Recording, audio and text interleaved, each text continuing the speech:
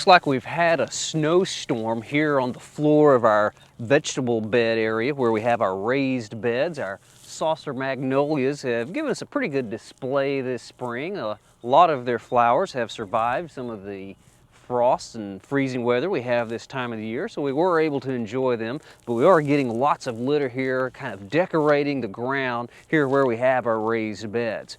Well, right down here, you might remember just a few weeks ago on our program, we sowed the seed of some spinach, the variety Melody, and we've got several small spinach plants coming up here.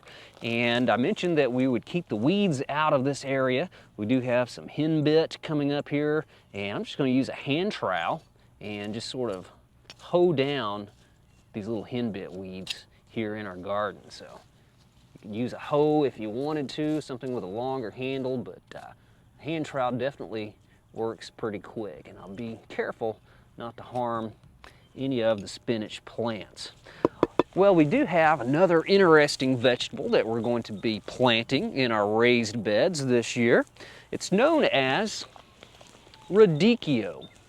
It is a cool season leafy green vegetable used a lot in salads, and it's similar to chicory.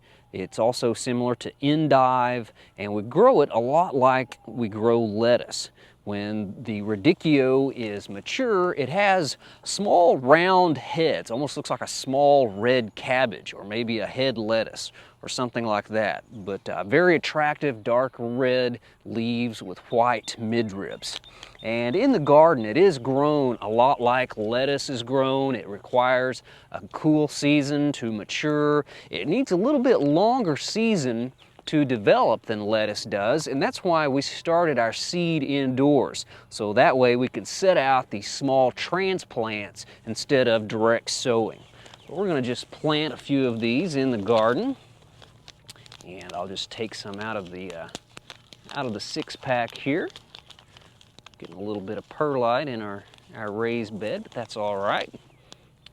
But we're going to put these in the ground here this spring.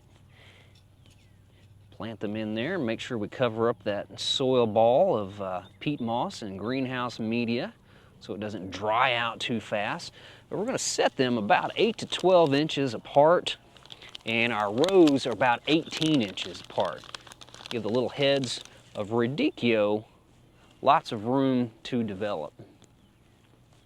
But put one here in the center of the bed. You can see that red color.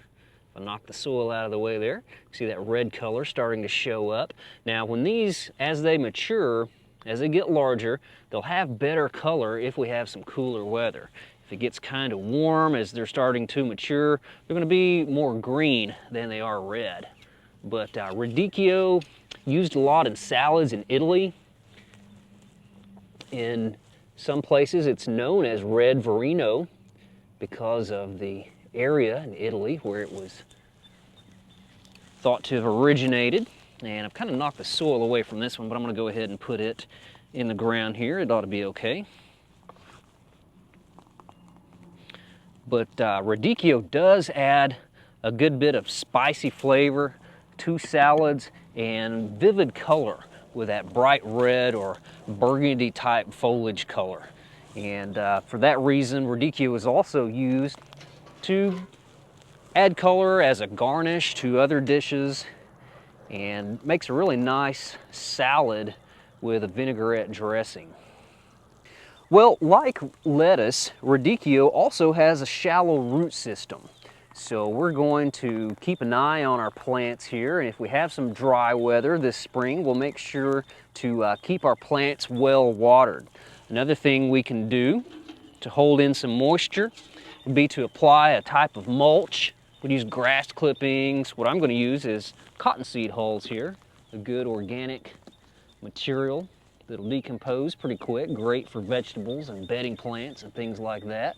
But we'll put it down a couple inches deep around the plants and a little bit thinner up against the plants here.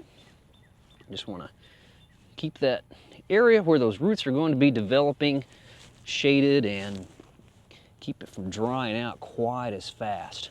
Well, the particular variety of Radicchio we've planted is one known as Indigo. It's from Johnny's Seeds and has nice burgundy coloration, uniform round heads that are firm and have good flavor.